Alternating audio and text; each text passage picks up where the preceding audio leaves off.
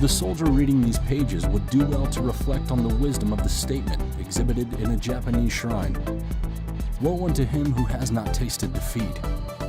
Defeat brings into sharp focus the causes that led to failure and provides a fruitful field of study for those soldiers and laymen who seek in the past lessons for the future. Orlando Ward, Chief of Military History, 1952. 総兵等しく夢に描く死は不当眼下にあり、一体は飛行場へ敵航空力覆滅の巨弾を見舞う。一体は真珠湾内深く突入。我が奇襲見事成功せり、比嘉の海軍勢力は一瞬にして逆転する。帝国海軍万歳。 Mere hours after the attack on Pearl Harbor, Japanese forces attacked the U.S. Commonwealth of the Philippines as part of its Pacific-wide plan to seize much-needed resources and Manila's strategically important harbor. Over the next 5 months, American and Filipino forces would conduct a stalwart defense of the islands that would cost many lives and end in defeat while disrupting Japan's plan for conquest in the region.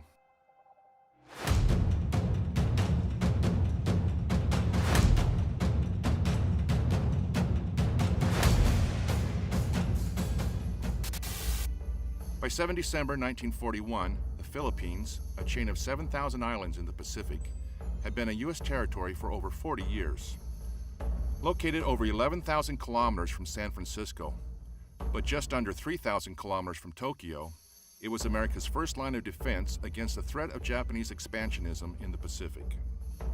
With Japan already in control of the island of Formosa to the north, the Marshall, Caroline, and Gilbert Islands to the east, and occupying a significant part of China to the northwest, the U.S. military garrison in the Philippines was all that prevented Japan from consolidating its gains and driving south to seize the Dutch East Indies' valuable resources of oil and rubber. The American military, however, had concerns about the feasibility of defending the Philippines. As early as 1914, then Second Lieutenant George C. Marshall was able to demonstrate during maneuvers simulating a Japanese invasion of Luzon, how easily the capital city of Manila and its major port could fall to aggressors. With a coastline longer than the United States, the military appreciated just how difficult it would be to defend the Philippines effectively. Various changes in U.S. policy also undermined the defense of the Philippines. These included the Washington Naval Treaty, signed in 1922, which halted U.S. construction of new fortifications in the Pacific in exchange for Japan limiting the size of its fleet. With only one reinforced stronghold, set at the mouth of Manila Bay on the island of Corregidor, the Philippines' defenses were questionable. The Navy expects to solve the naval defense problems that may confront the United States in the Navy's traditional way without alliances. It expects to stand on its own feet in providing protection to the United States. This realization was evident in the Joint Army and Navy's Basic War Plan for the Philippines.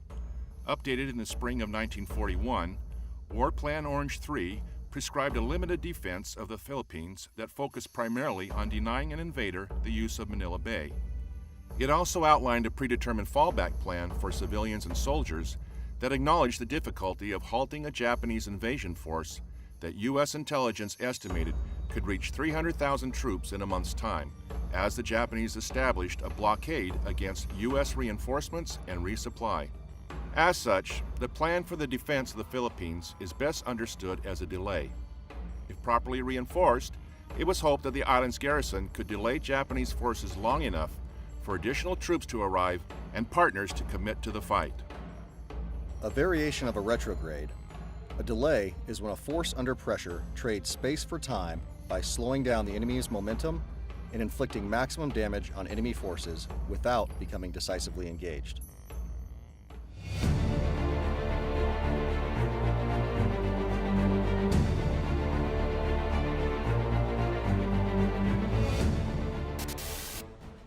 1935, the U.S. Congress voted to make the Philippines a Commonwealth with full autonomy at the end of a 10-year transitional period.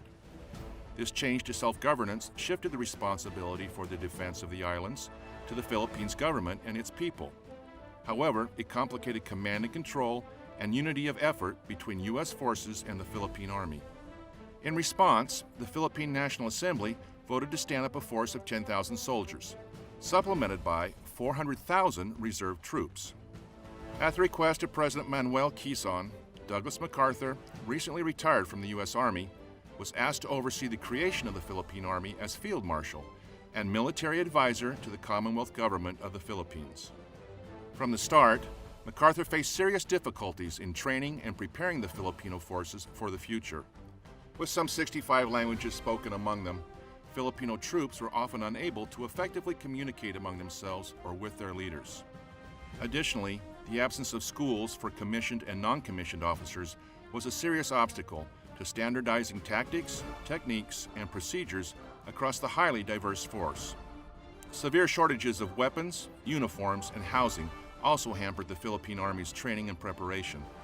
Such handicaps were magnified by the lack of military vehicles and permanent roads for transporting soldiers. A feature particularly ominous for forces tasked with conducting a delay, where maintaining a mobility advantage over the attacking force is a necessary prerequisite for success. These handicaps were complicated by a military communication infrastructure that relied heavily on unreliable civilian telephone and telegraph systems. The Philippine Army, however, was not the only military unit training on Luzon prior to the Japanese attack. In 1941, the U.S. Army's Philippine Department, under the command of Major General George Grunert, was headquartered out of Fort William McKinley with over 22,000 soldiers. Its largest unit, the Philippine Division, was commanded by Major General Jonathan M. Wainwright and led by American officers. Though these two forces were originally intended to operate independently, the U.S. forces under Grunert and the Philippine Army under MacArthur began combined training exercises in July 1941 as war with Japan appeared more likely. Japan, a member of the Axis alliance, had moved military units into French Indochina and assumed protectorate status over the territory. For the two generals, this posturing indicated that the Japanese could be preparing for additional offensive operations in Southeast Asia and the South Pacific. They say trouble always comes in threes. Take a good close look at this trio. Remember these faces. Remember them well. If you ever meet them, don't hesitate. Intelligence analysts assess adversary actions and the posture of their forces to determine their intent and identify indications that can be used to warn of a pending attack. Indications and warnings are tied to timelines that inform commanders of how long before an adversary is capable of attacking and which course of action they are likely to pursue. These timelines enable the planning and response framework to react in accordance with the severity of the indication and the estimated enemy course of action. Commanders can then execute measures to deter the enemy from continued hostile acts while posturing friendly forces to respond if deterrence fails.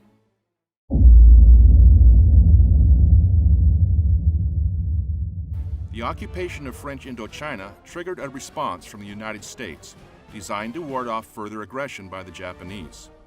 After placing a freeze on all U.S.-based Japanese assets, President Franklin Roosevelt then halted shipments of rubber, iron, and fuel to Japan and began planning for the military reinforcement of the Philippines. President Roosevelt's actions, designed to deter further Japanese aggression in the region, are examples of flexible deterrent options, or FDOs. FDOs are established to deter actions before or during a crisis and may be used to prepare for future operations. They are developed and executed using each instrument of national power, diplomatic, informational, military, and economic, but are most effective when used in concert. FDOs provide options for decision makers during emerging crises to allow for gradual increases in pressure to avoid unintentionally provoking full-scale combat, while simultaneously enabling leaders to develop the situation and gain a better understanding of an adversary's capabilities and intentions. Already reeling under trade restrictions imposed the previous year, this action pushed Japanese military leadership into a corner. Lacking the necessary materials to continue their plans for conquest, they made the decision to go to war by December 1941 if negotiations failed to reverse U.S. sanctions.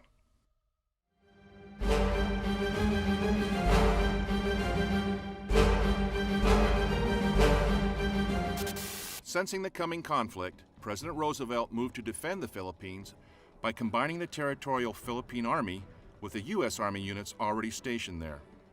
He then placed Macarthur in command of the newly combined force, designated as United States Army Forces Far East, or USAFE, and charged him with defending the islands. Macarthur was also recalled to active duty in the U.S. Army and was soon promoted to the rank of general. Earlier that spring, War Plan Orange 3 had been included as part of the National War Plan known as Rainbow 5. The National Plan was based on a recently signed agreement between the United States and Great Britain. This gave priority for supply and support to the war in Europe over all other areas of conflict. Establishing a timetable for completion by April 1942, the general's plan called for a reinforced defense that incorporated the island's natural terrain features to stop and repulse attacking forces on the beaches, while relying heavily on U.S. Army air power to actively attrit the enemy. By building his defense around the terrain and natural obstacles present on the island, General Macarthur illustrated a central tenet of defensive operations. According to Army doctrine, the commander always takes advantage of the terrain when planning how to position forces and conduct operations. The terrain dictates where a delaying force can orient on a moving enemy force and ambush it. A commander conducting operations in compartmentalized terrain selects locations that restrict the enemy's movement and prevent the enemy force from fully exploiting its combat superiority. Chief of Staff General George C. Marshall was personally familiar with the Philippines, and after reviewing MacArthur's plan, authorized immediate transportation of the essential supplies and reinforcements that he had requested.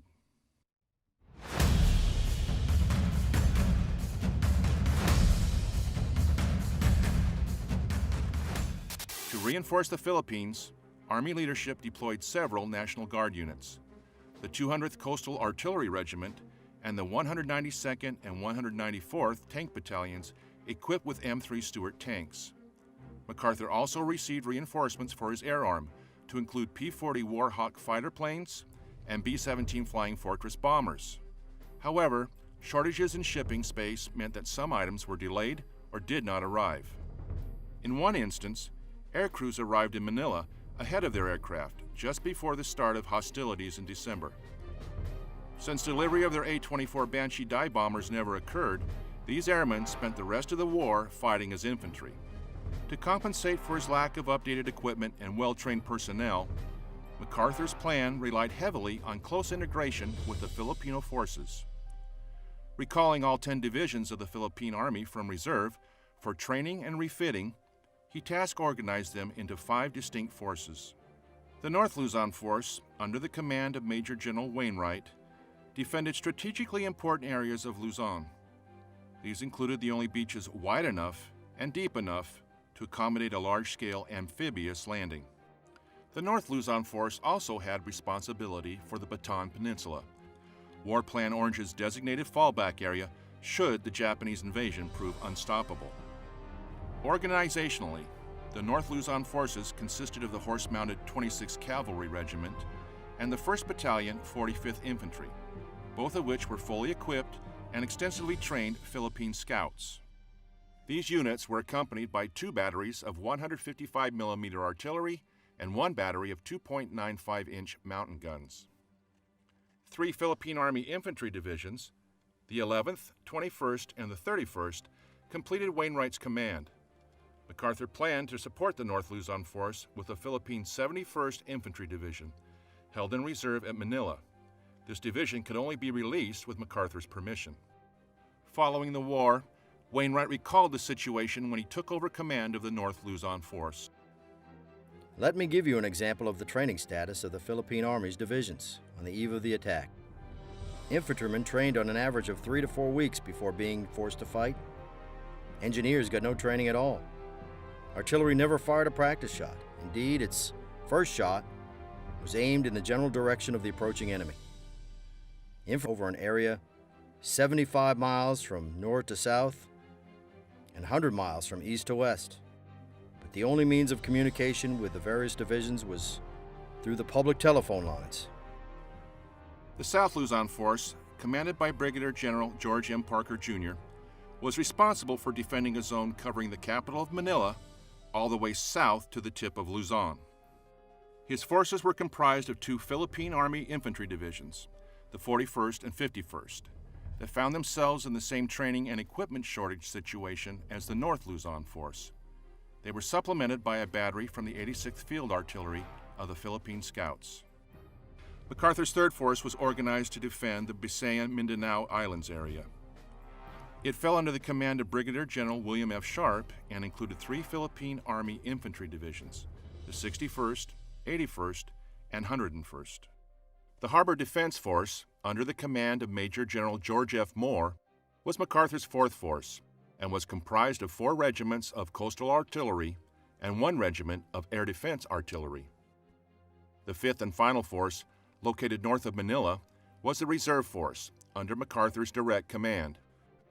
Along with USAFE headquarters, the Reserve's operational forces consisted of the Philippine 91st Division and the U.S. Philippine Division, consisting of 3 infantry regiments and the Division Artillery, or DIVARTY.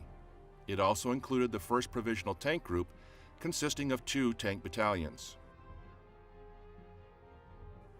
Rounding out General MacArthur's command was the Far East Air Force, commanded by Major General Lewis H. Brereton, which, in December of 1941, was the largest concentration of Army Air Corps aircraft outside of the continental United States. Logistical support, including food, ammunition, weapons, and medical supplies, were transferred from depots on Bataan and the island of Corregidor and distributed to each defending force. This was done to support MacArthur's desire to defend as far forward as possible. The 16th Naval District, under the command of Rear Admiral Francis W. Rockwell, was also a vital part of the defense force. With installation at Cavite, Olongapo, and Corregidor, it included cruisers, destroyers, submarines, patrol boats, and the 4th Marine Regiment. Though under orders to assist in the defense of the Philippines, it remained independent of USAFE and instead reported to the U.S. Asiatic Fleet, headquartered in Manila, under the command of Admiral Thomas C. Hart. A testament to the early growing pains associated with creating a joint force, this lack of a unified command was not unique to the Philippines and plagued U.S. operations throughout much of the Pacific Campaign. For MacArthur and Rockwell, it upset unity of effort and further complicated their defense of the island.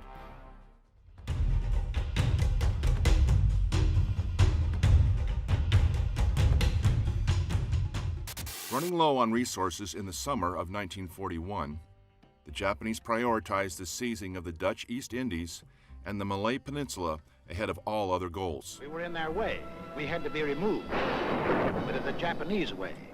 To do this, they understood that the U.S. naval forces stationed at Pearl Harbor needed to be neutralized, and that the threat from U.S. naval and air power in the Philippines had to be addressed. Deciding on its final attack plans in mid-November, Japanese Imperial General Headquarters assigned Lieutenant General Masuharu Homa and his 14th Army to conquer the Philippines. Lieutenant General Homa's army was made up of the 16th and 48th Infantry Divisions, augmented with additional armor regiments and mountain artillery brigades. Although they were called regiments, Japanese armor regiments were equivalent to American armor battalions, and Japanese tanks were of poor quality, their medium tank being smaller than the American Stuart light tank. The Japanese invasion of the Philippines was planned down to the hour, and by integrating land, sea, and air power, they quickly overwhelmed U.S. and Filipino forces, establishing several key lodgements. Japanese plans called for the complete destruction of the Far East Air Force and the seizure of several key airfields throughout the island chain. This would give the Japanese air superiority, enabling Homa's divisions to attack without being harassed from the air. To do this, Japanese infantry would seize the key airfield on Bataan Island north of Luzon, while fighters and bombers stationed on Formosa would attack airfields on Luzon. Japanese infantry would then continue to other fields at Apari, Vigan, and Legazpi further south, culminating with the seizure of the airfield at Dabao on the large island of Mindanao south of Luzon. With air superiority established and several airfields secured, the 14th Army would be free to begin its main landings on Luzon. The 14th Army's main effort would then come ashore at Lingayen Gulf, some 200 kilometers north of Manila, and begin attacking towards the capital. A smaller force would land at Lamon Bay, 120 kilometers south of Manila, and proceed north to link up with the larger force in a combined assault on the city. After capturing the capital, the Japanese could then seize Manila Bay and defeat any remaining U.S. and Philippine forces on Luzon, placing them in firm control of the largest and most important island in the Philippines.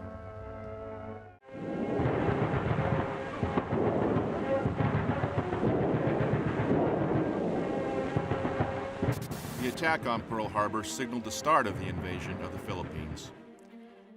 U.S. Asiatic Fleet Headquarters in Manila was the first to be notified at 0230 hours local time on 8 December. General Macarthur, however, was not notified of the event until an hour later when his chief of staff heard the news over the radio. Macarthur immediately put his troops on alert.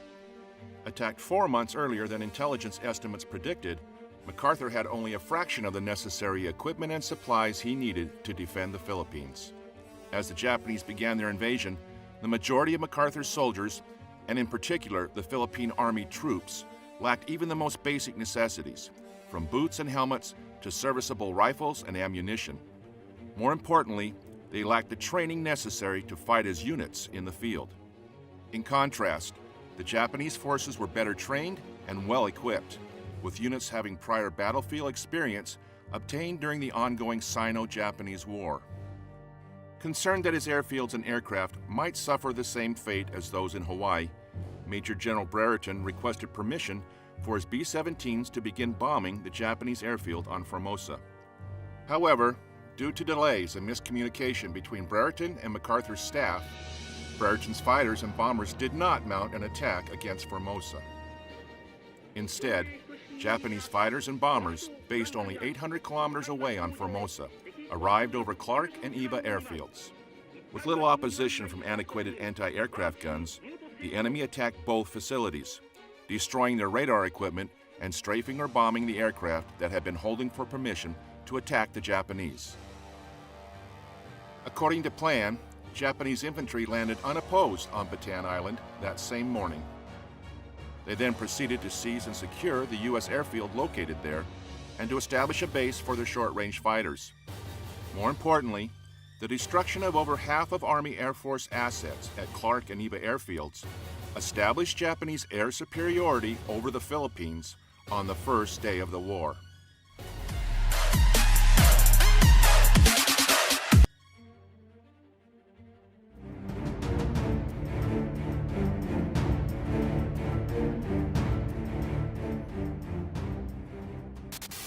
The next day, 9 December, Japanese bombers from Formosa struck Nichols Field, destroying more aircraft and seriously damaging the installation. Opposition was light. Understanding that his ships could not expect protection from aerial attack, Admiral Hart dispatched the majority of his fleet south to Australia. Following their departure, the Japanese attacked the naval facilities at Cavite on 10 December. As Cavite burned, Japanese infantry, supported by naval aircraft and gunfire from the Japanese fleet, landed on Camiguin Island north of Luzon. The few U.S. aircraft left operational attacked units of the 2nd Formosa Regiment as it came ashore at Vigan and Apari, sinking one Japanese minesweeper and damaging 4 other vessels. Comprised of 3rd Battalion and half of the 1st Battalion 2nd Formosa Regiment, the 2,000-strong Kano Detachment came ashore at Vigan.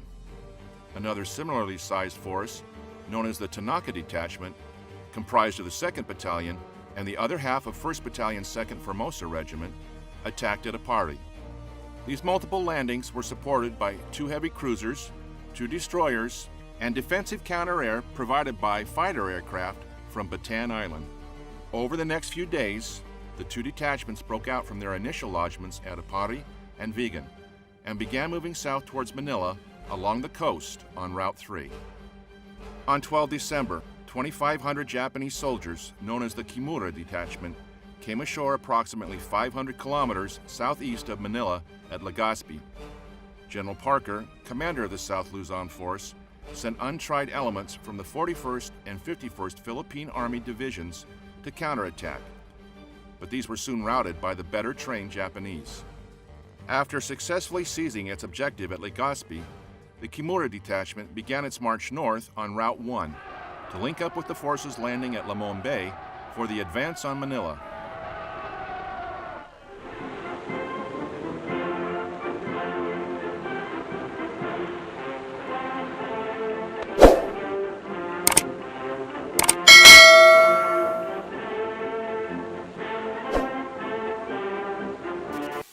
Keeping to Lieutenant General Homa's timetable for the taking of the Philippines, enemy landings until now had been minor incursions. However, on 22 December, Homa's main effort came ashore along the Lingayen Gulf. Comprised of the entire Japanese 48th Division, with attached elements of the 16th Division, Homa's Lingayen force totaled just over 40,000 soldiers. Following a carefully timed plan that called for landings at 3 different locations, along a 24-kilometer stretch of the Gulf, the first wave of Japanese landing craft approached the beaches at 0500. Beginning in the south, units of the 47th Infantry Regiment and elements of the 48th Mountain Artillery landed at the village of Aguu. Overcoming rough seas and weak resistance from unseasoned units of the 11th Philippine Infantry Division, the Japanese landed most of their forces with minimal loss. The middle landing was conducted by units of the 1st Formosa Infantry Regiment and elements of the 48th Mountain Artillery at the village of Arangay. The landings were virtually unopposed, and the 1st Formosa troops soon turned south on Route 3 to join their comrades of the 47th Infantry Regiment who had landed at Aguu. The final landing, 2 hours later, by units of the Kamijima Detachment, composed primarily of the 9th Infantry Regiment, occurred further north at the village of Bawang. Moving ashore through rough waters, they briefly encountered stiff resistance from troops of the 12th Philippine Infantry Regiment before seizing the village. Breaking out from their lodgment, they dispatched patrols along Route 3 to make contact with Colonel Tanaka's detachment as it came south along the road. Advancing against light resistance, a unit of the Kamijima Detachment attacked along the Bawang-Baguio Road that ran to Rosario through the Cordillera Mountains and then seized the airfield at Nagilian. The enemy's success forced the 71st Philippine Regiment and elements of the 11th Philippine Division to withdraw. Meanwhile, the main body of the Kamijima Detachment seized the village of Baguio further east to prevent U.S. forces from outflanking the landing force and to act as a rear guard for the Japanese advance on Manila. As the enemy began its move inland, Wainwright's 21st Division defended the southern shores. This left the soldiers of the 26th Cavalry Philippine Scouts, led by Colonel Clinton A. Pierce, to defend against Japanese movements south along Route 3 from the village of Puzurobio. Advancing south along Route 3, Colonel Hifumi Imai's 1st Formosa Regiment and elements of the 48th Mountain Artillery received little opposition from the inexperienced and lightly armed 11th Division as they advanced towards the village of Dam Ortiz. Along the way, they linked up with the 48th Reconnaissance 9th Infantry Regiment and the 4th Tank Regiment. Both had come ashore earlier north of Dam Ortiz. After advancing out of Aguu, Colonel Isamu Yanagi's 47th Infantry and a battalion of the 48th Mountain Artillery faced weak resistance from a battalion of the 11th Infantry Division, which then retreated to Dam Ortiz. Aware of the growing advance on Dam Ortiz, General Wainwright ordered the 26th Cavalry to move from Puzurobio through Rosario and onto Dam Ortiz to aid in its defense. When the 26th Scout Car Platoon arrived at Dam Ortiz, they found the town unoccupied. The platoon then moved north on Route 3, where it made contact with the Japanese 48th Reconnaissance and 4th Tank Regiment. Unable to advance, the platoon returned to Dam Ortiz, where the 26th Cavalry was ordered to hold in a delaying action should a forced withdrawal of the North Luzon force become necessary. At 1300, Japanese aircraft, armor, and infantry units began the attack on Dam Ortiz. In response, Colonel Pierce asked for additional support from General Wainwright, who requested a company of tanks from Brigadier General James Weaver, the Provisional Tank Group commander. Due to a fuel shortage, Weaver was only able to send a platoon of 5 tanks, all of which were either destroyed or damaged by 47mm anti-tank fire or the enemy's tanks. By 1600, additional Japanese units joined the battle, and by 1900, Damortiz had fallen into Japanese hands. Ordered to withdraw, Colonel Pierce's cavalry paid a heavy price in lives and horses, while performing successful delaying actions to protect the 11th Division's right flank. Attacked by the Japanese upon their arrival in Rosario, the 26th Cavalry Regiment was forced to withdraw again, this time further to the south, where they were ordered to hold the road junction between Rosario and Baguio until its defenses became untenable.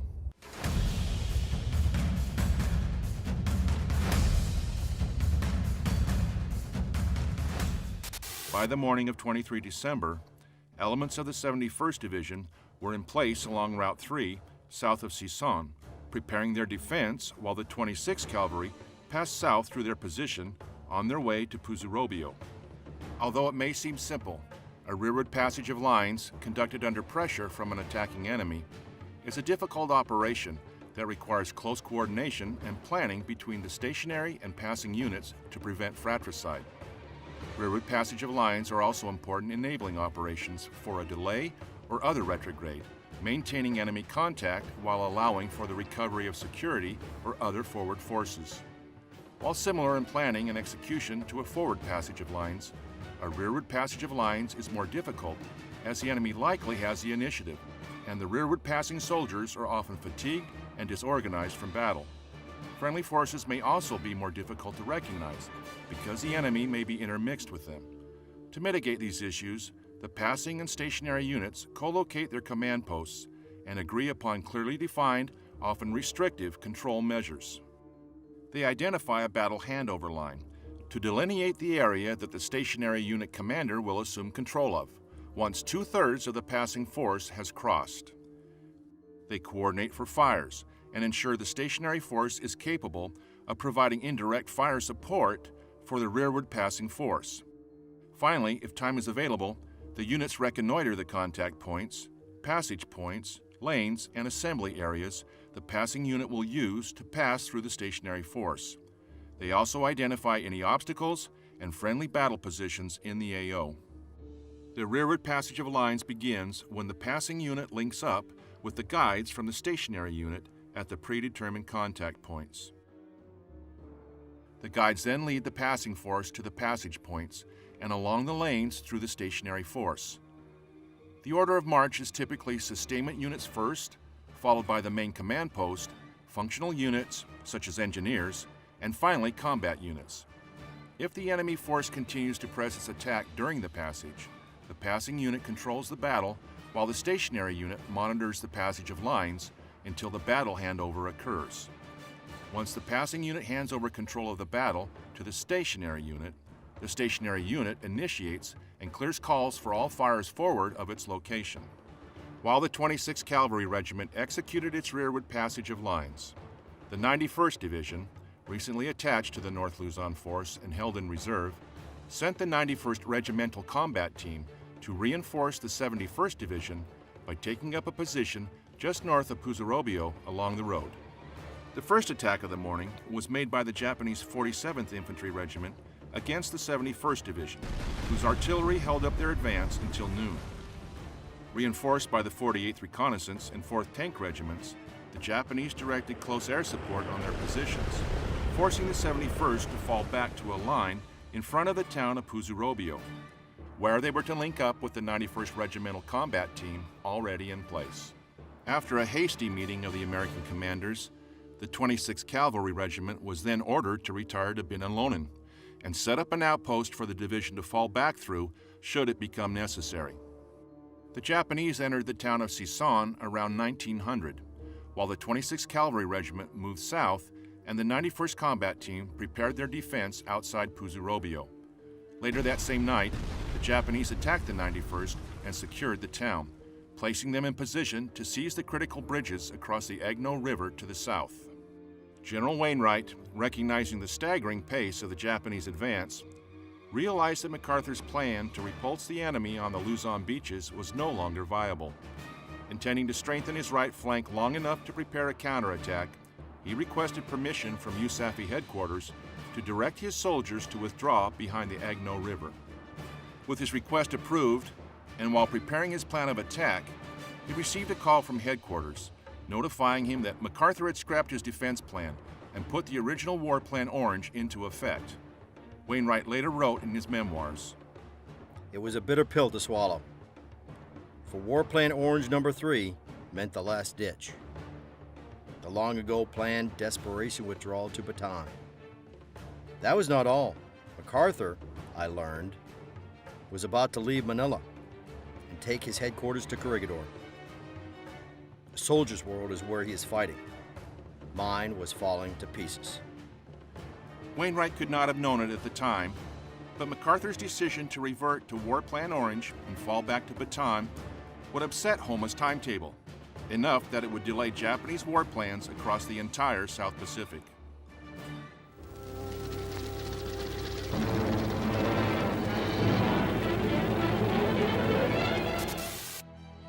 Christmas Eve arrived with the landing of Japan's Lamon Bay Force, 322 kilometers to the south of the Lingayen Gulf, under the command of Lieutenant General Susumu Morioka. Coming ashore with 7,000 soldiers of the 16th Division at 3 different locations, they could not have picked a better moment to attack. Having been denied permission to move any artillery defending the western approach to Manila, the South Luzon force was also in the process of repositioning its maneuver forces when the Japanese began landing. The first attack came at Malban, where elements of the 1st Regiment, Philippine 1st Regular Division, defended against the enemy by laying down effective enfilading fire. By 0830, the Japanese had seized Malban and forced the defenders to fall back 8 kilometers to the west. There, they vigorously defended their position, delaying the enemy's further advance. Further south, at the town of Sion, the 2nd Landing Force came ashore at 0700 and met with little resistance. The Japanese then divided their forces, advancing elements along the Manila Railroad toward Tayabas Bay, while other units moved south to link up with the Kimura Detachment, currently marching up Route 1 along Sumalong Bay. The 3rd and main landing force came ashore south of Antimonan, where it engaged with Company A, 52nd Infantry Regiment, Philippine 51st Division. The Japanese seized the town at 1100. A Japanese reconnaissance unit, supported by light bombers, also advanced to seize the town of Malikbay. Sustained attacks by enemy aircraft forced the defenders to fall back from the village and set up defensive positions 6.4 kilometers to the west, near the town of Binihan. By the evening of the 24th, while still attempting to delay the enemy from advancing along Route 1 toward Pagbilao, the defenders were overwhelmed and fell back under cover of darkness. The day ended with MacArthur ordering General Parker, the South Luzon Force commander, to organize the Bataan Defense Force and prepare the peninsula's defenses. 24 December was a difficult day for the North Luzon Force as well. With the Japanese already advancing on the Agno River, the 26th Calvary Regiment attempted to delay them north and west of Binalonan. Mounting a fierce defense, the 26th stopped the first attack made by the Imperial Japanese Army's 4th Tank Regiment. The tanks then swung to the west to bypass the 26th, but the cavalry counterattacked and the Japanese were once again unable to advance. The Japanese then sent up more tanks and the 2nd Formosa Regiment as reinforcements. This put the cavalry at serious risk, but they were too deeply engaged to break contact. General Wainwright, who was in Binalonan when the heavy fighting began, ordered Colonel Pierce and his 26th Cavalry Regiment, now reduced to only 450 soldiers, to fight a delaying action while falling back southeast from the Agno River to Tayug. For more than 4 hours, the outnumbered cavalry delayed the enemy, until finally leaving Binalonan to the Japanese around 1530. By the end of Christmas Eve 1941, the Japanese Lingayen Gulf and Lamon Bay forces had both established their beachheads, secured their initial objectives, and were in positions to the north and south to advance on Manila and a strategically important harbor.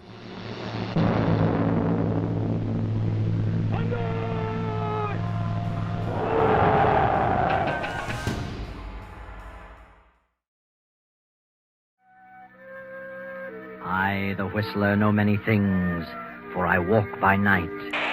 We interrupt our previously scheduled program to bring you this important news bulletin. Japanese soldiers have seized control of the Philippines' capital city of Manila and are marching against our remaining forces dug in on Bataan. As a result, President Roosevelt has ordered General Douglas MacArthur to leave the territory immediately.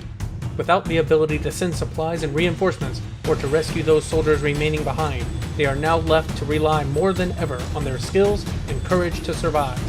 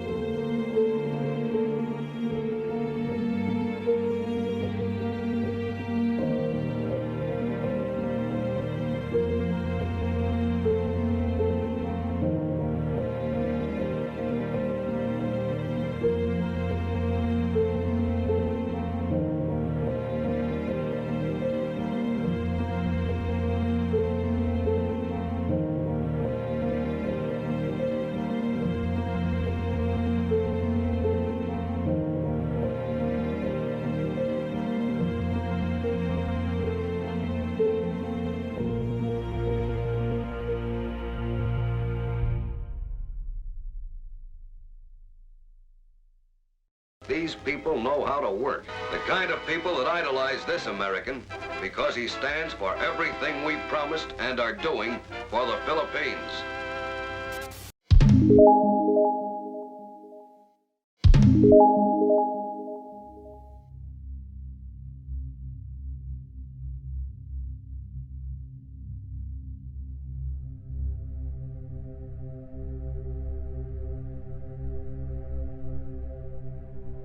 Nearly a year later, when Brigadier General Clifford Blumell and I were sitting in rags in a prison camp near Tarlac, we discussed the conditions under which our divisions formed.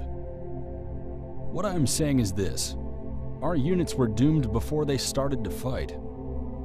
They never had a chance to win. That they lasted as long as they did is a stirring and touching tribute to their gallantry and fortitude. Lieutenant General Jonathan M. Wainwright.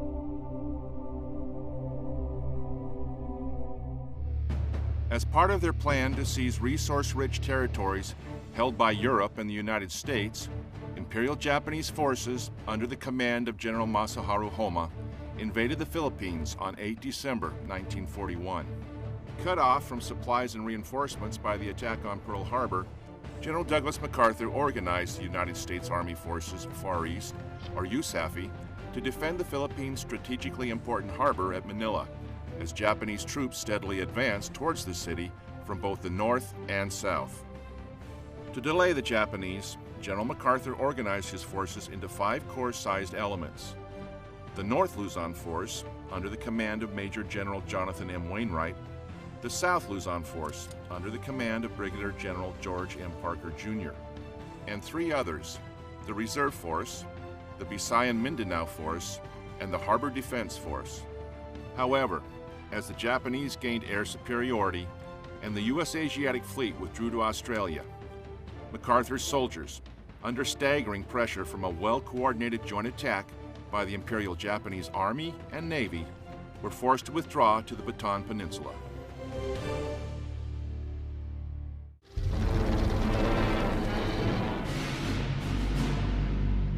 With War Plan Orange in effect, MacArthur shifted focus from destroying Japanese forces attempting to invade Luzon to delaying their advance long enough to allow him to withdraw his forces to the Bataan Peninsula. From there, USAFE was to hold until supplies and reinforcements could arrive. Holding Bataan also supported the goal of defending Manila Bay and denying its use to the Japanese.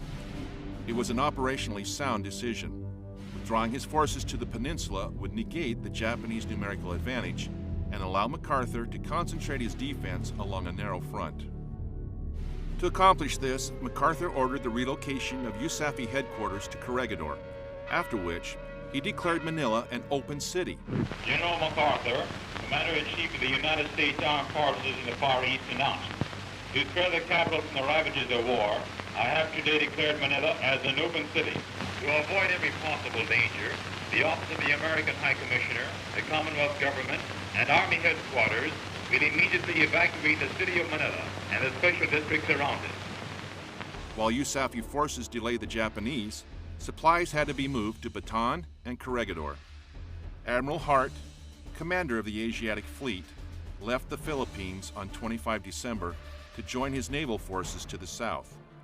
He left Admiral Rockwell in command of a regiment of Marines, 3 gunboats, 3 minesweepers, and 6 motor torpedo boats. He also gave orders for the evacuation of Cavité's naval facilities, the destruction of oil and gasoline stores in Manila, and the removal of any remaining supplies to either Corregidor or Maribalis on the Bataan Peninsula. General Brereton, commander of the Far Eastern Air Force, left as well to join his bombers at Bachelor Field in northern Australia, leaving only a small number of fighters and their pilots with support crews under the command of Colonel Harold H. George.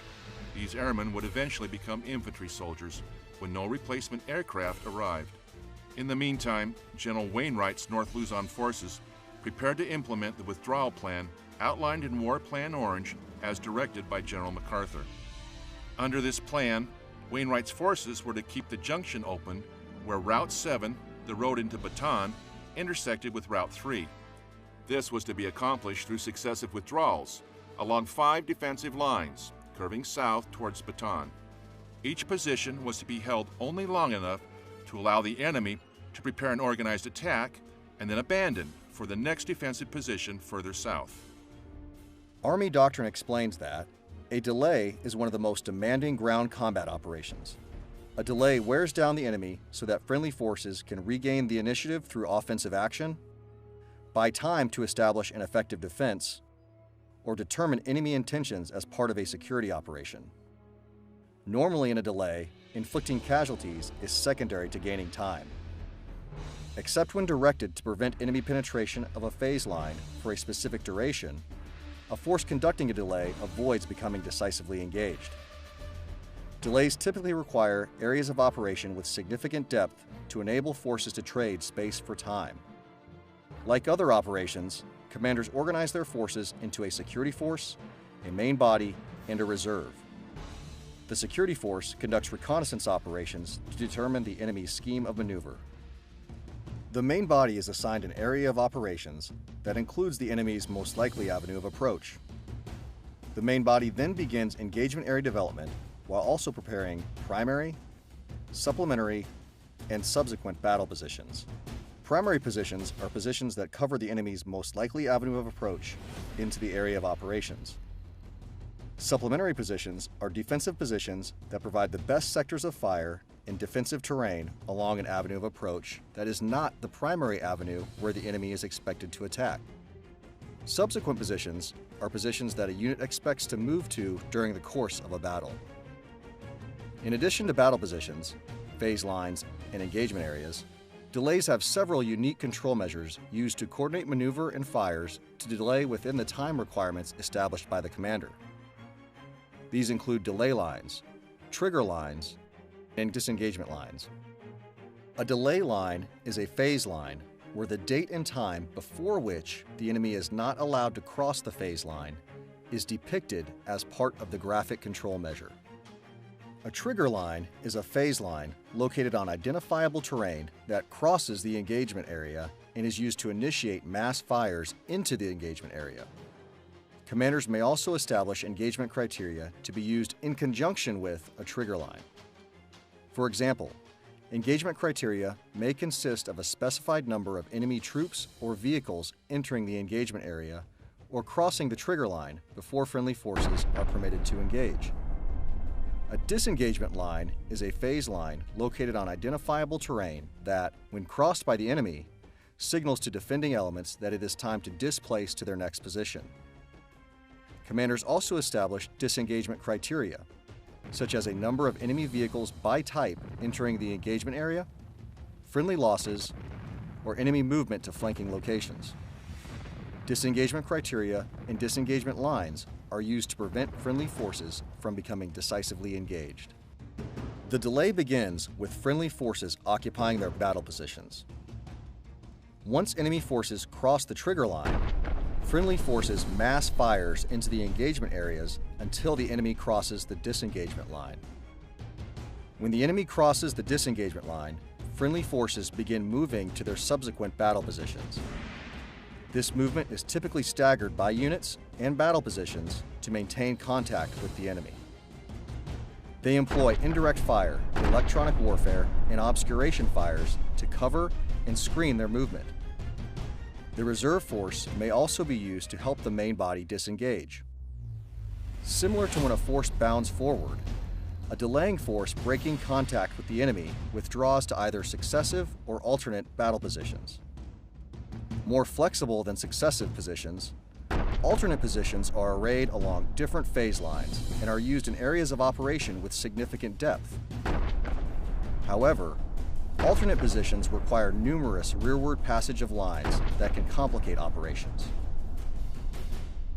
Conversely, successive battle positions are arrayed along the same phase line and are used when an area of operations is wider than it is deep. Successive positions enable the commander to mass fires from all combat elements on the enemy. Whether withdrawing to successive or alternate positions, forces continue to delay in this manner until either the conditions established by the commander have been met or the force is no longer capable of mounting an effective defense. The delay succeeds by forcing the enemy to repeatedly concentrate forces to fight through a series of well-prepared defenses, thereby buying time and exhausting the attacking force. A delaying action would allow the South Luzon force, now under command of Major General Albert M. Jones, to withdraw west and north along their own successive defensive lines leading around Manila. They would then cross the Pampanga River by way of the two bridges at Calumpit, move to San Fernando, and then turn south, moving into Bataan. While the North Luzon force delayed, the Bataan Defense Force, comprised of those soldiers already in place, with the Philippine 31st and 41st Infantry Divisions, would prepare the peninsula's line of defense under General Parker. Macarthur hoped that protracted withdrawal of the North Luzon force during the day would slow the Japanese by causing them to deploy their forces before each line. Then, at night, he would withdraw his soldiers under cover of darkness, leaving a small force of infantry and artillery to defend their withdrawal. Before dawn, these forces would withdraw to avoid being targeted by enemy aircraft. The delay was designed to buy time for the South Luzon force to make it safely to Bataan by the cutoff date of 8 January.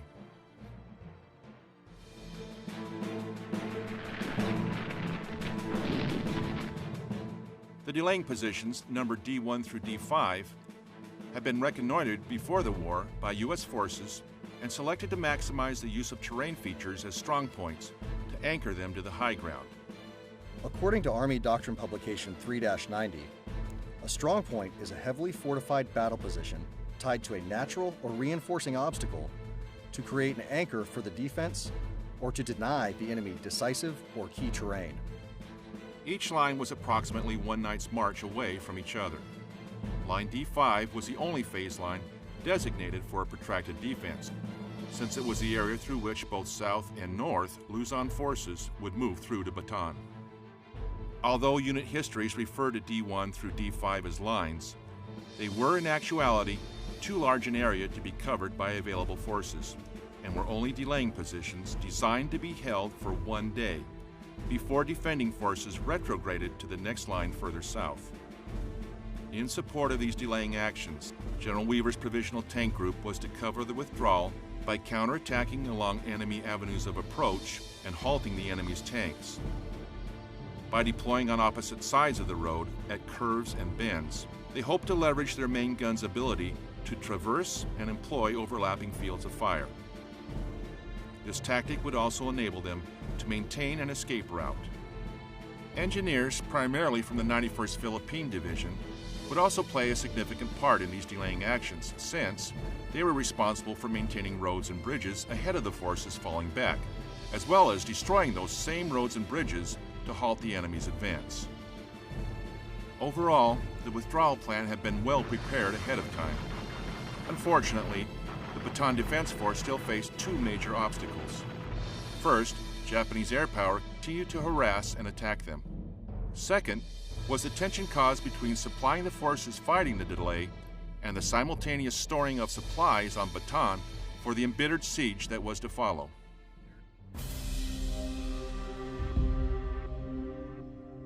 On the afternoon of 24 December, the North Luzon force was positioned roughly along phase line D1, facing the Lingayen Gulf. This line extended west from Urdaneta on Route 3 to San Carlos and ended at Aguilar on Route 13. All units were under orders to hold until 1900 hours before falling back to the Agno River. To the east, the 26th Cavalry Philippine Scouts had already withdrawn across the Agno River at Tayug to anchor the North Luzon force at the start of the withdrawal to phase line D2. To the west of Tayug, the 11th Philippine Division and 192nd Tank Battalion defended along the center of the line from Urdaneta to San Carlos. They were awaiting further armor reinforcements from the 194th, which had departed from Manila that morning. Further west, the 21st Division held from San Carlos to the Zambales Mountains. These soldiers had not yet engaged the enemy. At 1900, defenders along the line began to retrograde, blowing bridges across the Agno River to line D2. Shortly after noon on 25 December, an advance element of the Japanese 48th Reconnaissance Regiment engaged patrols of the 26th Cavalry near Tayug. By 0400 on 26 December, Tayug was in Japanese hands. The Japanese crossed the Agno around 1800 near Villasis on the 26th. Late on that afternoon, Wainwright ordered the 11th Division to fall back to Route 3, then continue south to the D3 line. Despite occasional alarms, there was no action on the D3 line on 27 December. That night, the North Luzon force made ready to fall back to the D4 line. The Philippine 91st Division began withdrawing at about 1730, and by 0430, 28 December, had reached the south bank of the Pampanga River below Cabanatuan. Concerned that a quick withdrawal from the D4 line would threaten the North Luzon force's ability to hold the road long enough for the South Luzon force to complete its rearward passage of lines into Bataan, Wainwright ordered his forces to hold longer than planned at the D4 line in order to buy more time. By 29 December, the Japanese 48th Division had reached the D4 line. It had advanced in two columns. The west column, consisting of the 1st Formosa Regiment, supported by a battalion of artillery, advanced on Cabanatuan. The east column consisted of the 2nd Formosa Regiment, the 47th Infantry Regiment, and the 48th Reconnaissance Regiment. It advanced towards Tarlac, where it linked up with the 9th Infantry Regiment. Stout resistance by the U.S. and Filipino forces enabled them to cling to the D4 line throughout 30 December. By dawn on 31 December, Wainwright's North Luzon force was on the D5 line, holding the road open to Bataan. Wainwright's forces finally met with the South Luzon force outside the town of San Fernando. The road through the town leading onto the peninsula became a bottleneck, which the Japanese failed to target with their aircraft. However, Japanese tanks from the 7th Tank Regiment advanced to Baliwag, where they threatened to cut the path across the column pit bridges. They met Company C, 192nd Tank Battalion in the town, and suffered a defeat at the hands of the superior American Stuart tanks. By New Year's Day, all of the South Luzon force had moved into Bataan. Wainwright's rearguard forces then pulled back towards Layak and its single bridge across the Kutu River. There, the 26th Cavalry, elements of the Philippine 11th and 21st Divisions, and a handful of tanks delayed the Japanese, while the rest of the North Luzon force crossed into the peninsula. On 7 January at 0700, the 26th Cavalry crossed over the river and into Bataan.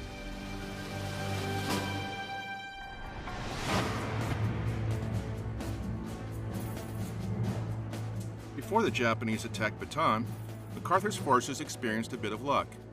Homa's most experienced division, the 48th, was reassigned to support the Dutch East Indies campaign. Inexperienced reservists from the 65th Brigade took their place. The brief halt in hostilities, as Homa reorganized part of his force, allowed the soldiers on Bataan time to prepare their defensive positions. MacArthur's plan for the defense of Bataan was based on an advanced defensive line separated in the middle by what was considered the impassable terrain of Mount Natib. However, Mount Natib's dense vegetation and elevation precluded its use as a strong point, as forces occupying the mountain were unable to use the position to mass fires on the enemy. Having consolidated on Bataan, MacArthur now reorganized his remaining forces into 2 corps, each tasked with defending a portion of the main defensive line.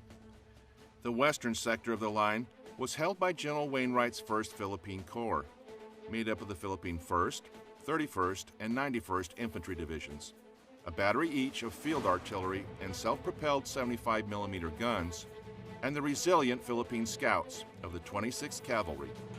Its main defensive positions crossed east, from the village of Maoban to the base of Mount Natib.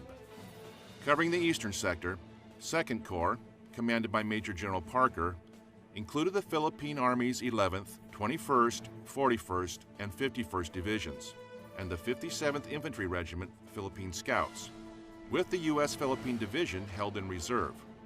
2nd Corps' main defensive positions stretched from the base of Mount Natib east to Mabatong and Manila Bay. USAFE supply officers forecasted that the Bataan Defense Forces required enough supplies for 43,000 soldiers to last 180 days. However, the actual number of troops that had withdrawn to Bataan was approximately 80,000, with an additional 26,000 civilians that had fled to the peninsula as well. Compounding this problem was MacArthur's initial attempt to defeat the Japanese without withdrawing to Bataan. In compliance with this plan, many supplies were moved to forward bases. Once MacArthur ordered the execution of War Plan Orange, these supplies now needed to be moved back to Bataan. A considerable amount went by ship from Manila, and some supplies came by truck and train from other locations. But much had to be destroyed or left behind, making food as valuable as ammunition in mounting an effective defense of the peninsula. This left MacArthur no choice but to order that his troops be placed on half rations. Wainwright recorded, "The horses of the 26th Cavalry had to be shot by the men they had served so gallantly, and eaten by all of us. The horses had eaten all the rice straw stacks remaining in the tip of Bataan since the last harvest. There was no forage for them, and the tough meat became eagerly sought slivers in our rice."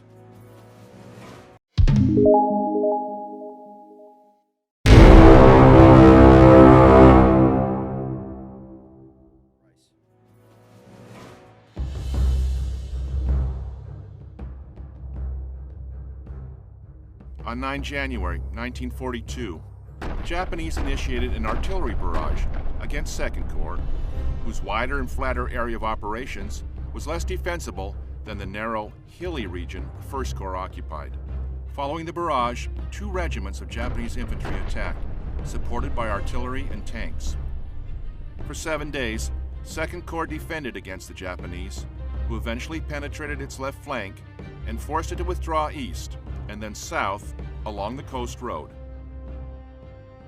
Fierce fighting also occurred between 1st Corps and the Japanese when they penetrated the defenders' front and eastern flank along Mount Natib, showing that the mountain's jungle was not as impenetrable as the Americans had estimated.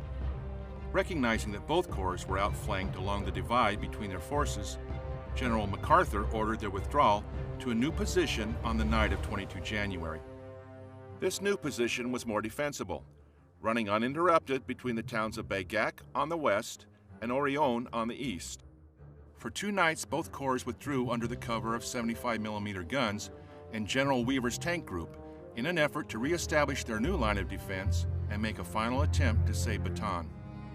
MacArthur wired General Marshall to report his situation and losses. He reported that he had lost 35% of his entire force, with some divisions only operating at 40% strength. He explained that the Japanese were now able to reinforce at will, and that the defense of Bataan had become a battle of attrition.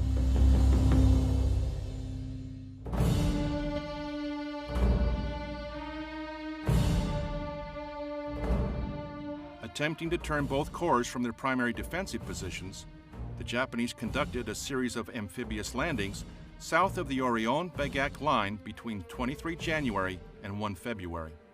These attempts came to be called the Battle of the Points. The defenders consisted primarily of grounded pilots, members of the Philippine Constabulary Division, and headquarters and service troops. Nonetheless, they successfully held off the attackers. The Battle of the Points is a textbook attempt at a turning movement. Field Manual 3-90-1 explains that a turning movement is a form of maneuver in which the attacking force seeks to avoid the enemy's principal defensive positions by seizing objectives behind the enemy's current positions, thereby causing the enemy force to move out of their current positions or divert major forces to meet the threat. At the same time, the Battle of the Pockets began when Japanese forces attacked along the Orion-Bagak line, creating 2 pockets and a salient in 1st Corps' area of operations. In Wainwright's 1st Corps area, Japanese attacks were initially repulsed, but then Colonel Yorimasa Yoshioka's 20th Infantry Regiment found an opening on the Philippine 1st Regular Division's west flank and was able to penetrate into the division's rear. Yoshioka's force had difficulties navigating the dense jungle and soon split into 2 groups. The groups were eventually surrounded and attacked by units of the 11th and 51st Infantry Divisions. On 27 January, Lieutenant General Akira Nara's reinforced 65th Brigade attempted to penetrate 2nd Corps' defensive positions along a small path known as Trail Number 2. Elements of the Philippine 41st and 51st Infantry Regiments successfully defended against the Japanese advance, and on 2 February, 2nd Corps Commander, Major General Parker, ordered a counterattack that forced Nara to withdraw his troops. On 8 February, Lieutenant General Homa, after considering his increasing number of casualties, ordered a withdrawal of the 14th Army from their forward positions. He then called on Imperial Japanese headquarters to send reinforcements and conducted an operational pause until they arrived. This decision upset the Japanese timetable for operations in the South Pacific. Encouraged by their successful defense of the peninsula, soldiers in the field requested permission to pursue the enemy, but their requests were denied. MacArthur knew that his troops were isolated with limited resources, whereas the Japanese would receive aerial and naval resupply and reinforcements, originally destined for French Indochina. Instead, for the rest of February, MacArthur reconstituted his forces and strengthened their fortifications in preparation for the coming attacks.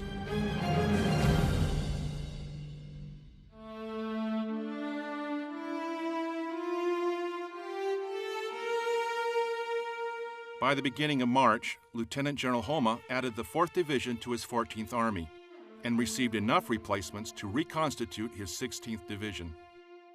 For the soldiers and civilians on Bataan, March saw the reduction of rations to 1,000 calories per day.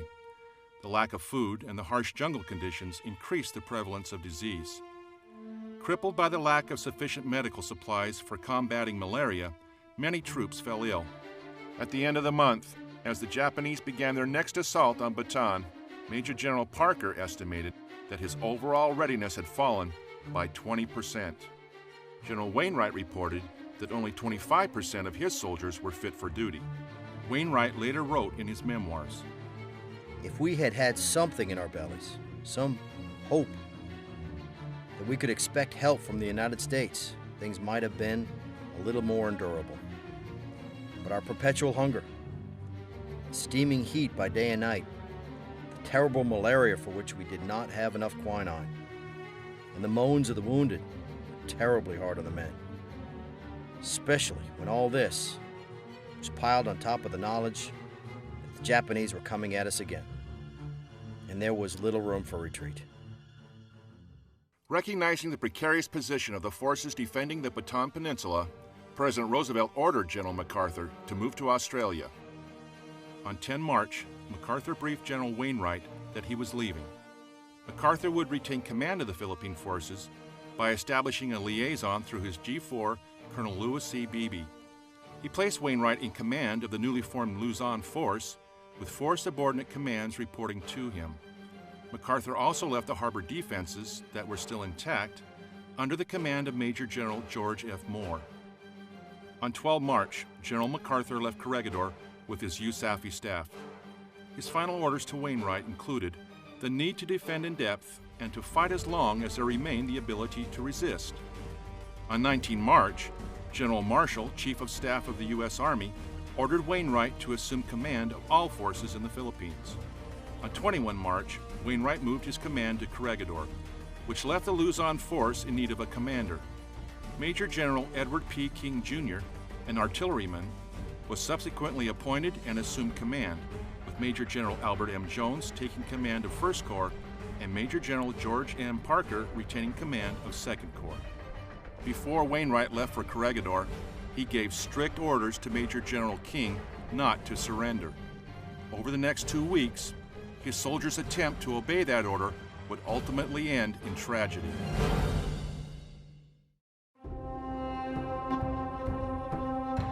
On 3 April, the Japanese launched a major operation against 2nd Corps with a sustained aerial and artillery bombardment that pummeled the Corps' western flank.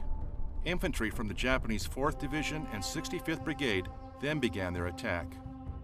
After 4 months of little sleep, increasing sickness, and less food, the soldiers who defended the Orion-Bagak line were operating at less than 50%. As a result, the Japanese were able to break through the 2nd Corps' line of defense. Outflanked, Major General King ordered 1st Corps to reinforce 2nd Corps for a counterattack. With the help of what tanks remained in the Provisional Tank Group and the remaining soldiers of both Jones' Philippine Scouts of the 45th Infantry, with the American 31st Infantry Regiment, General Parker's 2nd Corps attempted a counterattack on 6 April. When the Philippine 31st Infantry Division moved out of its bivouac area at Lamau for the attack, it left behind approximately 1/3 of its soldiers who were in need of medical attention. Still, many of those same soldiers rose from their sickbeds to mount a defense. Wainwright later commented, Bataan was a hopeless hell, where everything was bad, except the will to live, the memories of home, as torturous as they sometimes could be, and the ever-dimming hope that the great country we represented would somehow find a way to help us. Unfortunately, the Japanese had also planned an attack for the same day. When the various actions were over, the Japanese had driven a wedge between the 2 corps, occupied Mount Samat, the dominant height on Bataan, and were poised to attack 2nd Corps' exposed western flank for a push towards Manila Bay. Though both corps attempted to reform their defensive line over 7 and 8 April, the Japanese were too strong and too well supplied, forcing the defenders to withdraw to the docks at Maribalis, with the intention of falling back to Corregidor. With the hospital having already been the target of Japanese air attacks, General King was concerned that if his forces continued to resist, the wounded and their attendant medical staff would face capture or be killed piecemeal. Without notifying General Wainwright, he decided to surrender his remaining forces. On 9 April, he met with Japanese Major General Kamichiro Nagano and arranged terms of surrender for his soldiers on Luzon.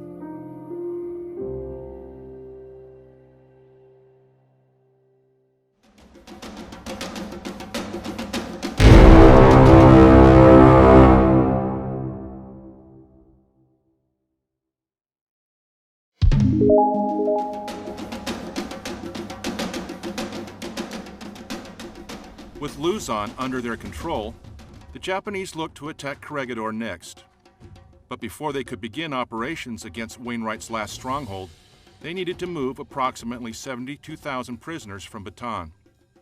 Unwilling to use limited assets to transport them to Camp O'Donnell, an army post converted to a prisoner of war camp, they force-marched the weakened soldiers 105 kilometers through the peninsula. Plagued by malnutrition, disease, and the added random cruelty of their captors, it is estimated that some 600 Americans and between 5,000 to 6,000 Filipinos died on the infamous Bataan Death March. As the prisoners marched north, the Japanese began planning their attack on the island of Corregidor. Located at the mouth of Manila Bay, Corregidor was well stocked, possessed numerous gun emplacements, and was fortified with a tunnel system capable of protecting its defenders from even the heaviest of bombardments. However, with the destruction of its barracks, water tanks, and power plant by aerial bombardment, and overwhelmed by the influx of soldiers who were able to make it off Bataan, its resources were pushed to capacity. Overcrowding, dwindling food supplies, and disease took their toll throughout the month of April. Beginning on 1 May, the Japanese preceded their invasion of the island with a heavy artillery barrage that lasted until the night of 5 May. That night, 2 battalions from the Japanese 61st Infantry Regiment landed on the northeastern end of the island and established a beachhead. Soon, tanks and artillery were being brought ashore. In response, all available USAFE personnel, including sailors, artillerymen, and airmen, joined with the 4th Marine Regiment to defend the island. Unable to withstand the overwhelming enemy force, they fell back to a strong point on Malinta Hill, near the center of the island.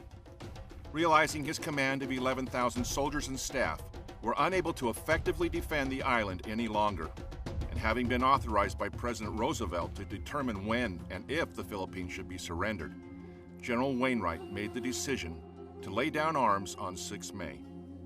In his final message to President Roosevelt and General Macarthur, Wainwright wrote, "With broken heart and head bowed in sadness, but not in shame, I report that today we must arrange terms for the surrender of the fortified islands of Manila Bay.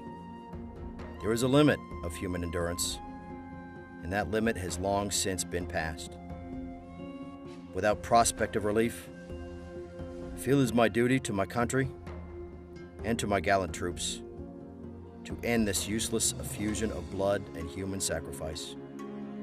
We have done our full duty for you and for our country." When he met with Lieutenant General Homa, Lieutenant General Wainwright tried to limit surrender terms to his forces on Corregidor. However, using threats against those who had already surrendered, the Japanese general insisted on the complete surrender of all USAFE forces in the Philippines, including those in the Bisan Islands and on Mindanao. Not willing to endanger any more of his soldiers' lives, Wainwright agreed to Homa's demands. On 7 May, he broadcast surrender instructions from a radio station in Manila for all forces in the Philippines. This is Lieutenant General Wainwright. Subject, surrender. It became apparent that the garrison of these forces would be eventually destroyed and will, surrender all troops under your command to the proper Japanese officers. This decision on my part, it was realized, was forced upon me by means entirely beyond my control. The next morning, 8 May, he sent written orders to his commanders to surrender. By 9 June, the majority of Wainwright's forces had complied. Nevertheless, a number of soldiers continued to lead Filipino guerrillas against the Japanese for the remainder of the war. Even the earliest war plans for the Philippines recognized the difficulty in defending such a remote military outpost. Years later, MacArthur gave his opinion that after the crippling of the U.S. Pacific Fleet at Pearl Harbor, the Philippines' chances for sustained defense were drastically reduced, if not made impossible. When half of the Far East Air Force was destroyed on 8 December, and Admiral Rockwell's naval forces departed for Australia, the ability to mount a joint defense of the island chain also became highly unlikely. Though MacArthur's defense of the islands was bold and well planned, it suffered from a lack of well-trained forces, outdated equipment, and too few supplies. It was also challenged by the lack of infrastructure and the restrictive terrain across much of Luzon, which made repositioning forces laboriously slow. Despite these severe disadvantages, U.S. and Filipino troops effectively delayed Japanese forces for 5 months, forcing them to expend significant blood and treasure to take the island chain. It was the biggest day of General Hama's life, and 50,000 fanatic soldiers bought it for him with their lives. As far as the general was concerned, it would have been cheap at twice the price. Quote, Japan is prepared to lose 10 million lives in her war with America. How many is America prepared to lose? Had this not been the case, and had the Philippines fallen quickly in accordance with Japan's strategy, they may have been able to extend their planned conquest of Southeast Asia further. This made the resolute defense mounted by General Wainwright's combined forces one of the few symbols of hope for America during the uncertain months following the attack on Pearl Harbor. And Joe, don't for 1 day, 1 hour, 1 minute, ever forget that last message sent by a GI who saw his starved comrades, Americans and Filipinos, dying around him at Corregidor. What you are about to hear now is a transcript of the radio messages that came out of Fort Mills, Corregidor on May 5th. They are not near yet. We are waiting for God only knows what. The white flag is up. Everyone is bawling like a baby. They're piling dead, wounded soldiers in our tunnel. Corregidor used to be a nice place. It's haunted now. Get this to my mother. My love to Pa, Joe, Sue, Mac, Carrie, Joy, and Paul. Tell Joe, wherever he is, give him hell for us.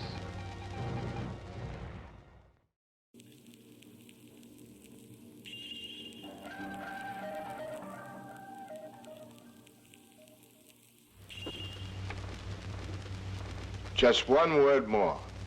This isn't just another movie. Take it from me.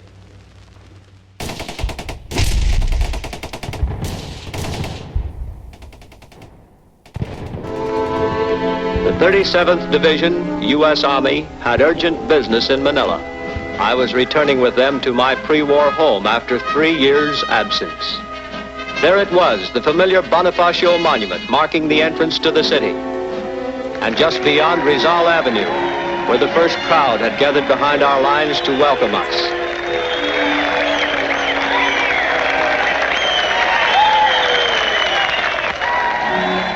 They assured us that the liberation of the entire city was near. The Japanese were retreating from the northern part of the city, and the 4,000 American prisoners in Santa Tomas had been freed only the day before. They had been kept alive for 3 years by courageous Filipino friends who had smuggled food and medicine over the walls. General Romulo and all of us will never forget the welcome they gave us. They were reading their first mail from home.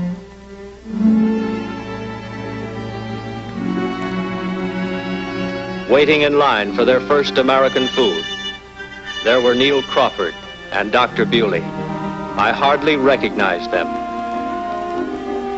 Freedom brought reflection, and as evening fell, some of us went up into the tower of Santa Tomas to look out over the city we loved, still intact. We were grateful that the enemy was about to evacuate Manila. They were putting up only a token resistance. The city was going to be spared, so we thought. As we stood there, vivid memories came back to us. Memories of Manila Bay, filled with ships from all over the world. Of the beauty of the city with its colorful parks, broad avenues and modern buildings, the National Assembly Building, the Manila Hotel, and the University of the Philippines, with its 8,000 students. Manila was a city of happy people, free people who worshiped as they pleased. whose children went to free schools, carefree people who danced and loved life and gaiety, who loved fashion shows and pageants and parades and Coca-Cola. I remembered Christmas shopping at Heacock's department store, the finest in the Orient. I remembered Francisco Delgado's wedding in the cathedral and how lovely his bride was. I recall the Christmas Eve I spent with my friends, the Reyes family.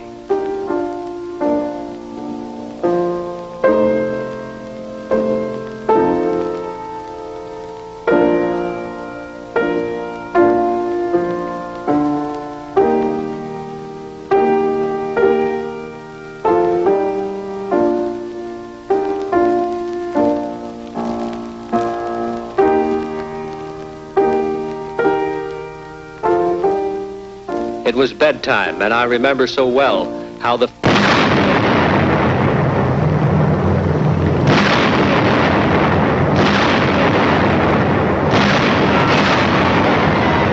great explosions cut short our memories. The Japs were destroying the city. We knew that Yamashita had requested instructions from Tokyo. This was Tokyo's answer. Here was Japan's revenge for Filipino loyalty to America. We should have remembered that Japanese war history is written in the ashes of gutted buildings.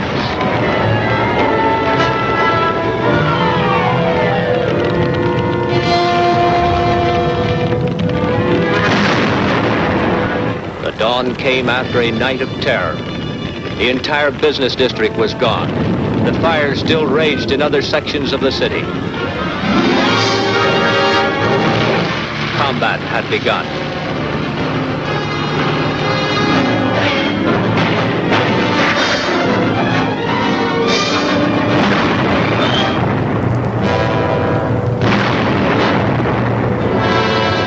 As if want and destruction were not criminal enough, the Japs began to shell Santo Tomas.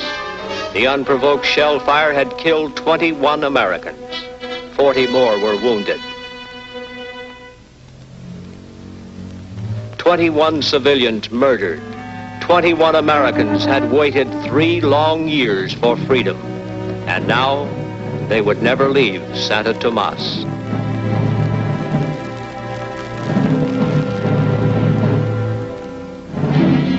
One of them was my close friend, Mr. Carmen.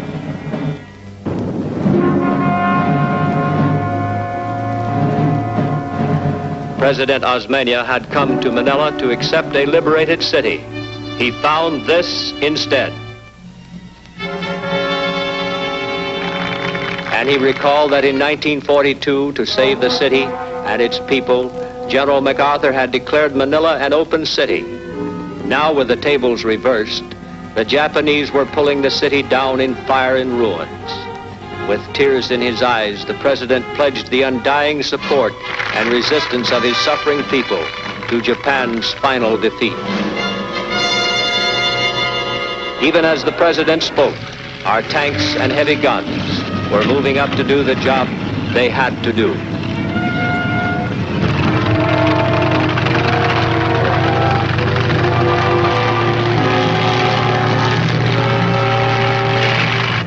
Refugees streamed out from the Japanese-held sections of the city.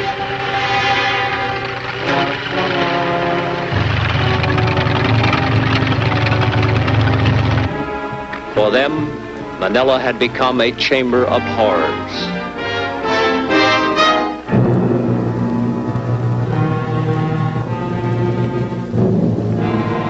Homeless and sick at heart, they were surviving witnesses to the sack of the greatest Christian city in the Orient.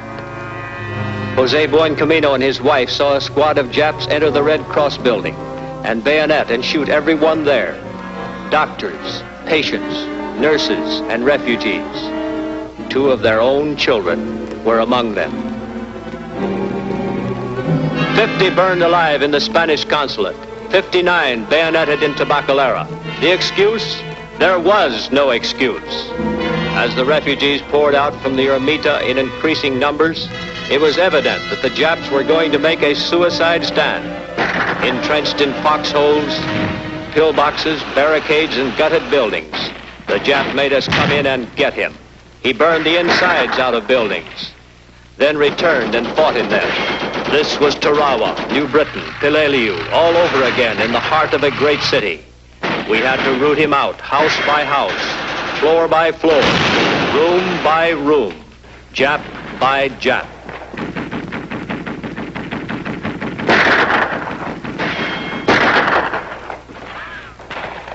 Fire!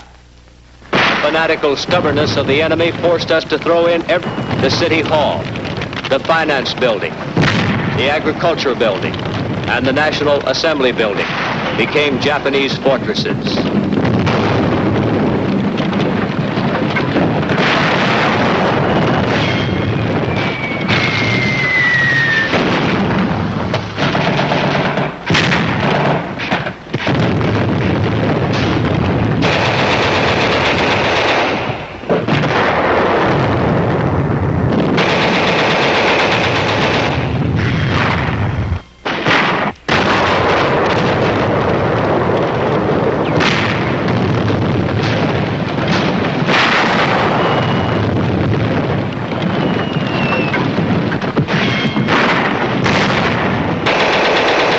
The end of a bonsai charge.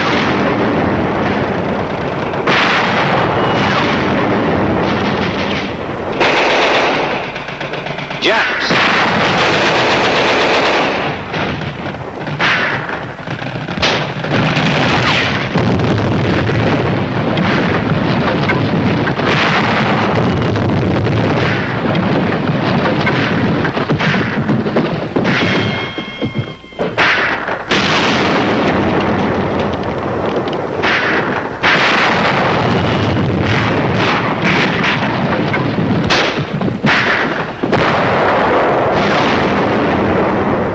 Japanese made a bitter stand in the heavily fortified post office.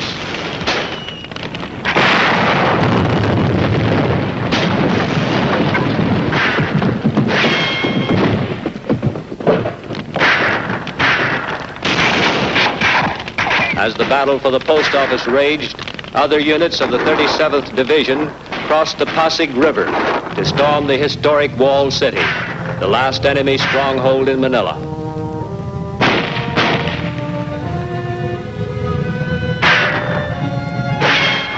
Through deadly sniper fire, they forced their way over the wall. A lone nun was the first to escape. Then there were more.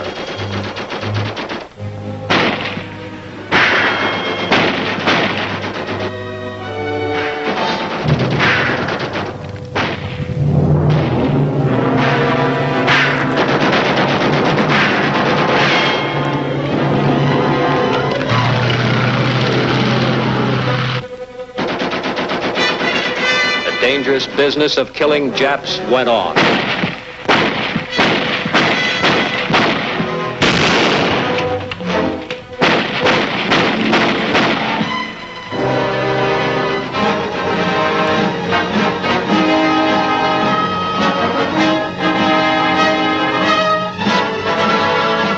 None of them could be trusted, even in death.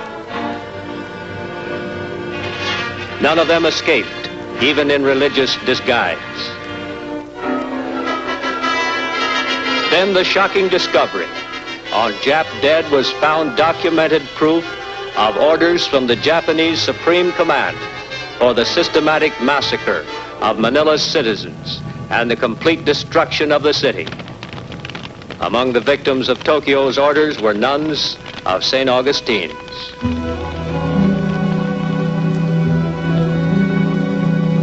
Out of the dungeons of Fort Santiago, refugees brought with them the stench of death. They had lived with death. Sister Martha, ravaged. Only their faith sustained them.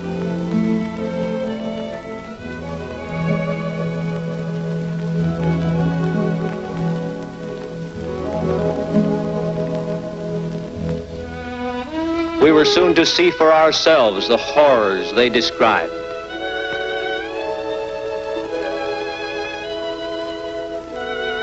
A baby girl shot. Bayoneted.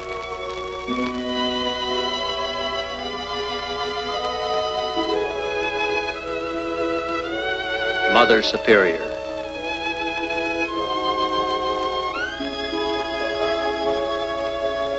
Raped.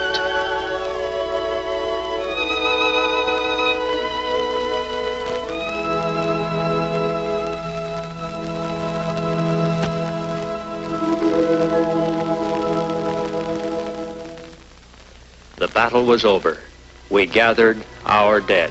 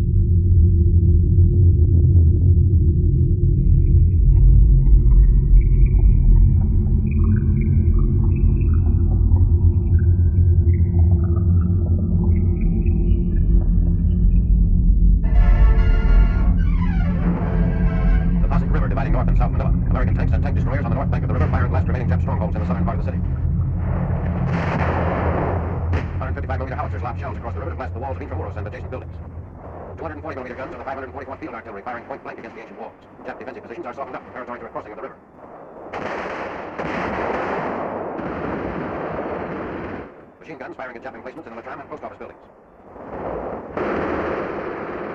Under a protective barrage of artillery, mortar, machine gun, and rifle fire, troops of the 3rd Battalion, 129th Infantry, 37th Division crossed the Pasig River in assault boats. Landing on the southern bank, the troops fan out to advance on the walled city where the Japs are dug in for a last stand. Public buildings adjacent to Intramuros are strongly fortified with pillboxes and machine gun nests. Our troops pour through a breach in the northeast section of the wall. Entry into Intramuros is made 23rd February by elements of the 37th Division. TNT charges were blowing up and sealing the wall's underground tunnel system. Troops edged forward, picking off Jap snipers with close rifle fire. A Jap pillbox at the base of the wall is destroyed. 155mm howitzers blast Japs holed up in the legislative, agricultural, and finance buildings. Troops of B Company, 148th Regiment, from their positions in the wrecked City Hall, advance upon the legislative building.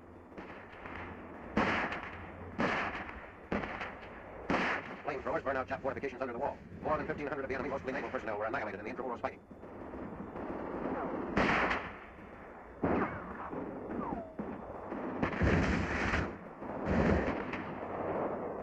Floor by floor and room by room fighting rages within the buildings of the walled city. Our advance is held up by Japs fighting from strong points in the corridors and on porches.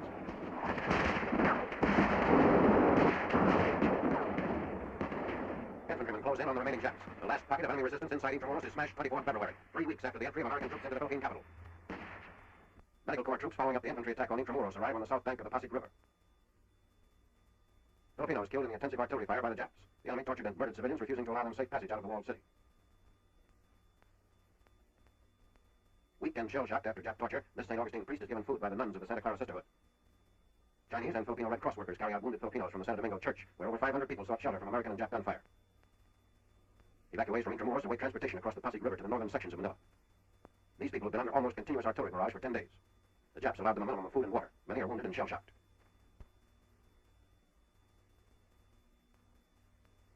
General Douglas Macarthur and Sergio Osmeña, President of the Philippine Commonwealth Government, arrive at the gates of Malacañang Palace.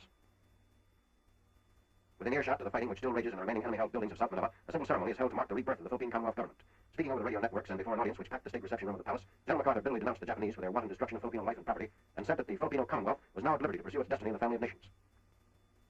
President Sergio Osmeña, in his speech, stresses the many problems of reconstruction facing the nation and holds forth the possibility of the Philippines soon attaining complete independence. He urges his countrymen to forget petty political differences and to obey the rule of law, justice, and reason. General Macarthur greets Mrs. Osmeña. Leaving the palace, General Macarthur salutes the Filipino Guard of Honor. He drives through the gates into the city which he helped liberate and which, in his own words, has regained its rightful place as a symbol of democracy.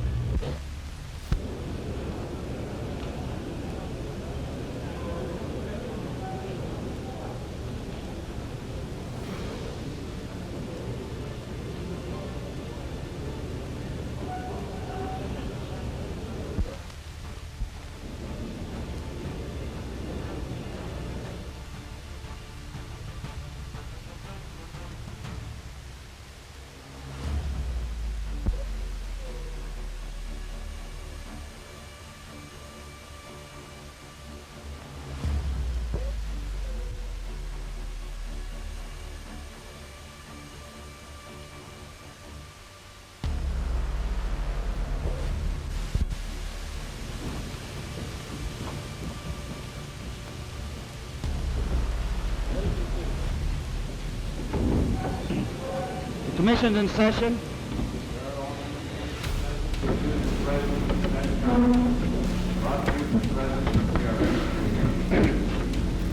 The charges against the accused are as follows.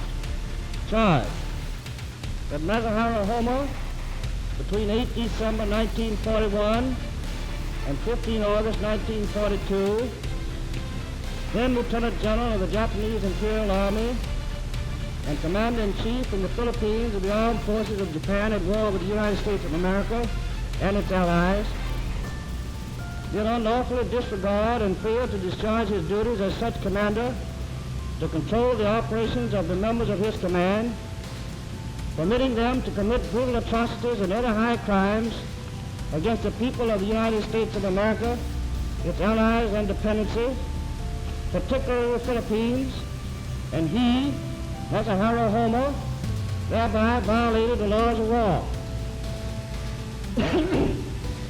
Additional charge that Macarthur Homer, then Lieutenant General of the Japanese Imperial Army and Commander-in-Chief in the Philippines of the Armed Forces of Japan at war with the United States of America and its allies, did on 6 May 1942 unlawfully refuse to grant quarter to the armed forces of the United States of America and its allies in Manila Bay, Philippines, and did thereby violate the laws of war. The accused, his senior counsel, and personal interpreter will take position before the commission.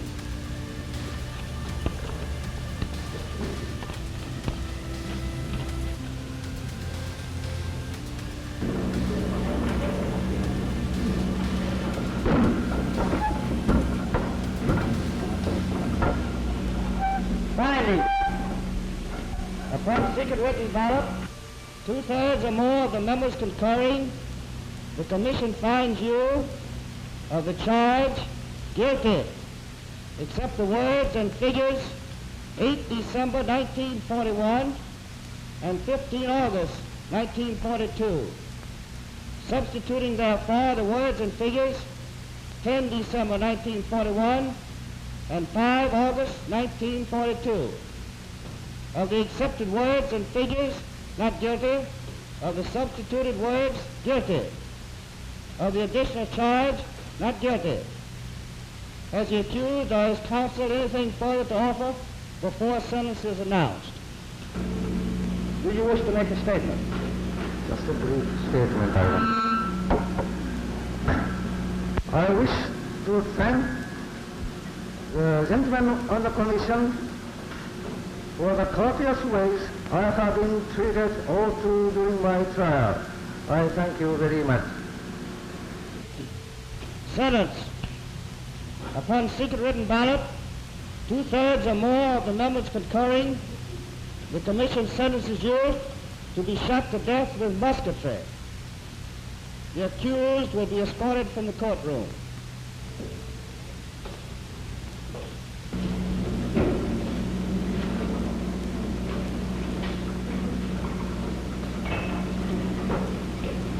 The commission adjourned, sine die.